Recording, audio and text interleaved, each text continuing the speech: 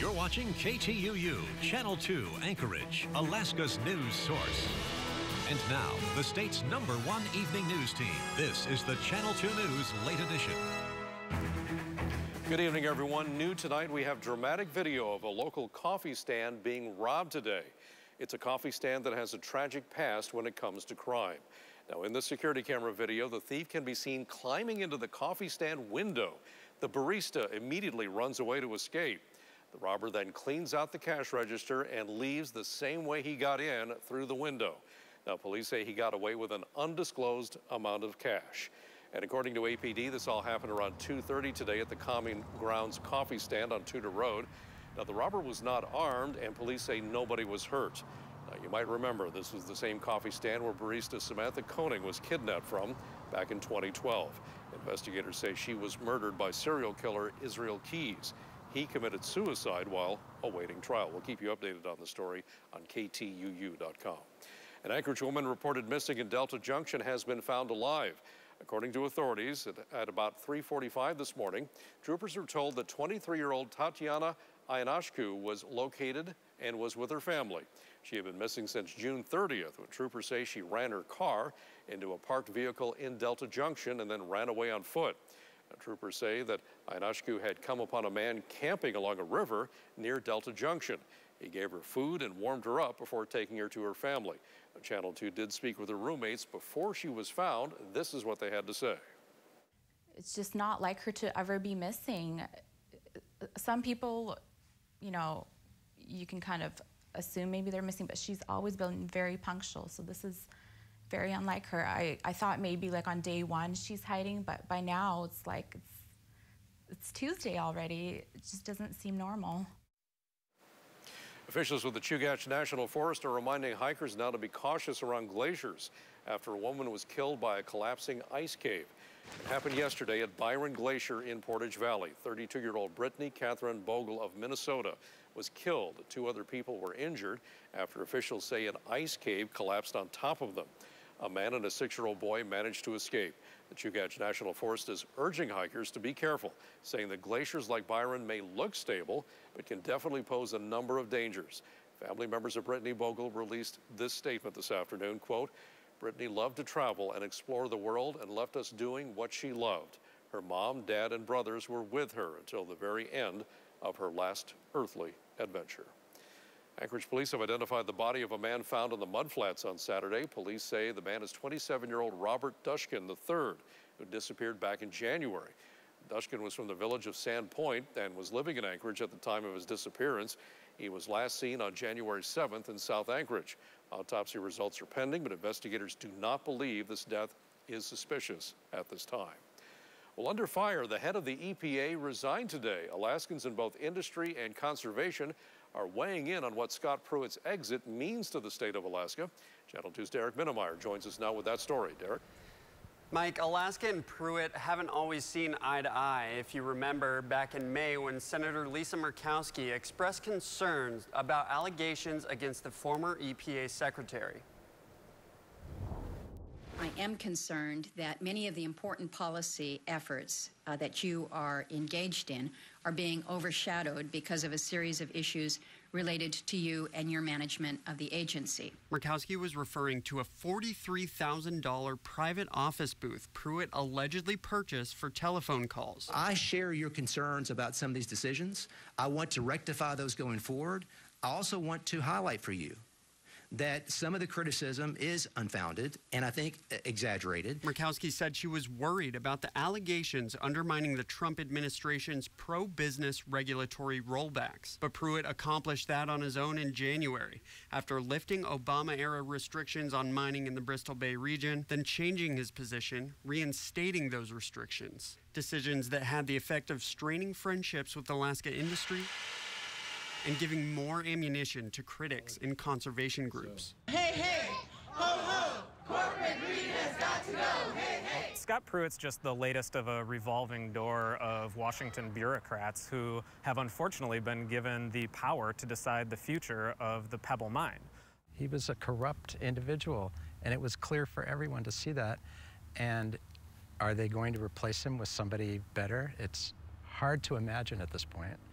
But the people of Bristol Bay need better. Alaska's resource development industry is also looking to the future in hopes of more consistent EPA policy, limiting government action to objective evaluation through permitting and review processes for projects like the Pebble Mine. As we look to bring investment into Alaska to responsibly develop our resources, we have to have this stable regulatory regime with fair and science-based permitting. The appropriate place for really any agency action on a project like ours is through the permitting and review process, not outside of that.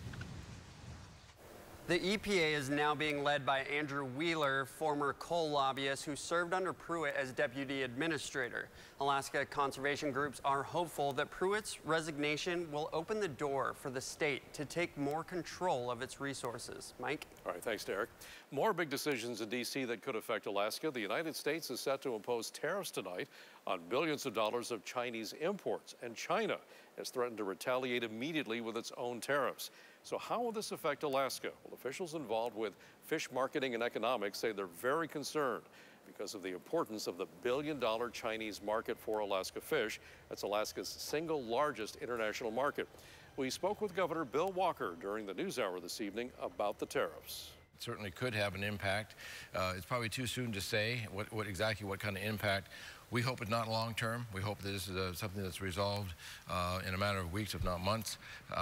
And so we're hopeful in that regard. I spent time with Secretary Ross last week in D.C., Secretary Mnuchin and Treasury to talk about the trade impact on Alaska. Everybody is hopeful that we can come to some resolution.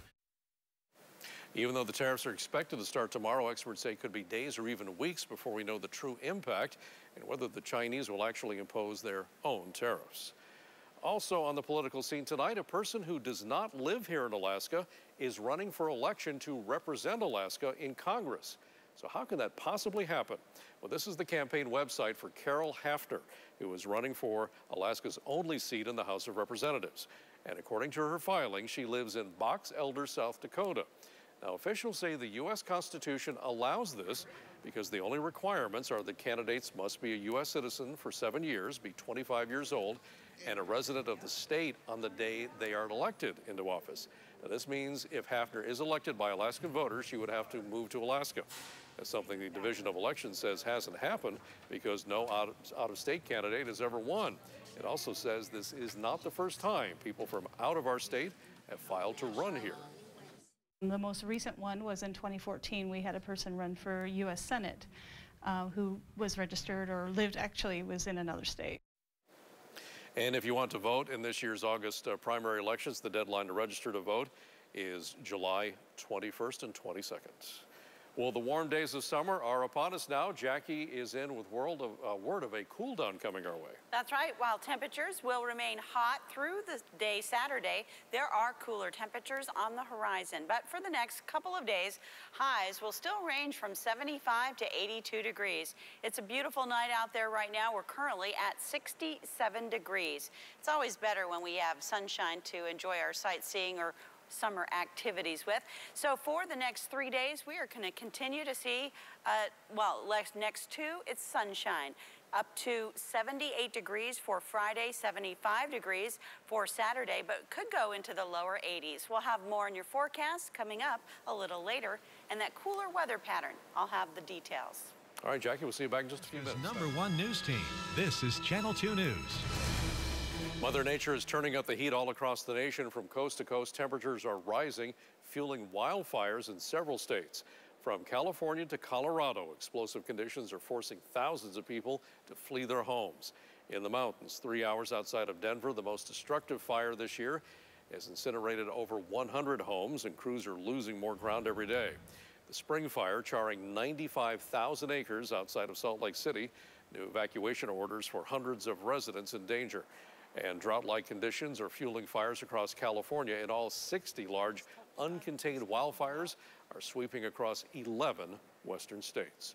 Here in Alaska, firefighters are making progress on the Yukon Flats. The 2 lightning-caused fires have burned about 2,700 acres. Meanwhile, crews continue to suppress the 53,000-acre Moose Heart Fire and 35,000-acre Zitsiana River Fire. Both of those blazes threatened structures on the Kitamina Lake last month. Since then, crews have been able to control them, and they are not burning in a manageable area. July has put the sizzle into the summer. Jackie has our complete forecast now for the rest of the week. Jackie? That's right, Mike. There's a few showers out there in the south central area. I see some clouds increasing around the Seward area, whether they actually get those showers, but certainly the higher elevations have seen it spotty here and there. We in the Anchorage area have not really seen those showers. They're forming and then they kind of just dissipate just before they get to the city. But check out the last hour. It's been a beautiful night and it's been a series of great July summer days. And, you know, as far as our almanac goes, we were almost there, just 2 degrees more and we would have tied that high temperature record from 1999. The 77 is also the same record from also July 4th, 77 in 1999. We got to 75, 55 for the overnight low. Our warmer temperatures are going to stick around. We're going to see a ridge of high pressure reestablish itself across the south central area. But this disturbance has been dropping down out of the north, so that is what has been increasing cloud cover into the interior Fairbanks. Cooler today, staying into the high 60s. But for the next couple of days, this is going to be the major weather player. So we're into some still sunshine by Friday. It lasts until Saturday, kind of holds off this next series of systems. But once these come on board, this is a game changer. This will bring in some cooler weather, cloudy conditions, a chance for showers. Really wraps up on Sunday and goes through much of next week. But for now, we're pretty much in the clear, and it's a beautiful July night out there for much of the region. As far as the interior, they've seen some spotty showers. They're still seeing some disturbances drop down, so it's very light activity. 66 in Fairbanks, 73 for McGrath. We have 50s around northwest Alaska, Utqiagvik down to 38, and 66 degrees now in Juneau after a high temperature of 83 for them today. We are into the 70s still into this late hour across the inland sections of South Central, down to 59 for Homer, but still expecting a beautiful day for your Friday. So nice weather will prevail across the South Central area. And check out some of those temperatures yet again. Into the low 80s, Talkeetna, Willow, Glen Allen, 60s around Valdez and Cordova. Seward expected to get up to the... All right, sometimes the story is just so cool, we have to share it with you twice.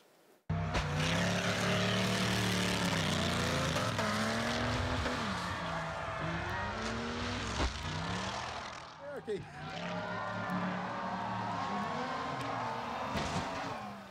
All right, see what I mean? If you remember, the Independence Day glacier celebrations in Glacier View are different than most. That's an understatement.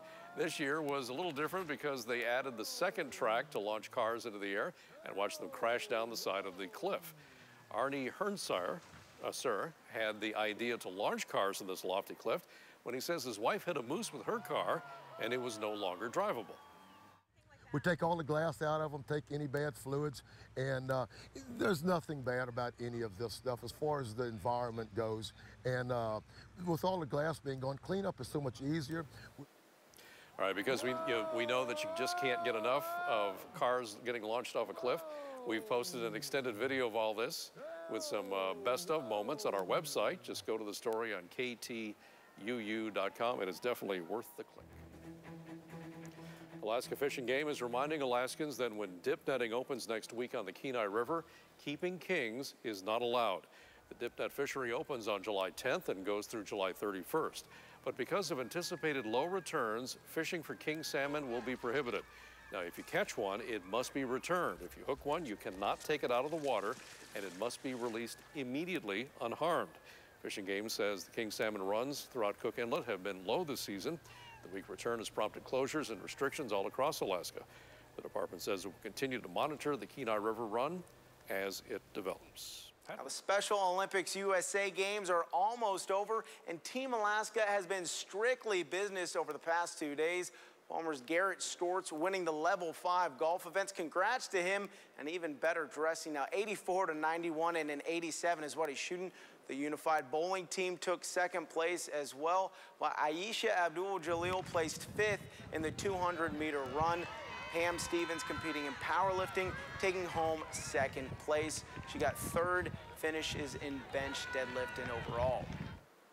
Now, from medals to Mount Marathon, in case you missed it last night, people weren't the only ones crossing the finish line at yesterday's race. Now, this T-Rex came storming by during the men's race, and he did make it all the way to the bottom. I watched it. Pretty impressive stuff, considering how difficult it is, and to put that on.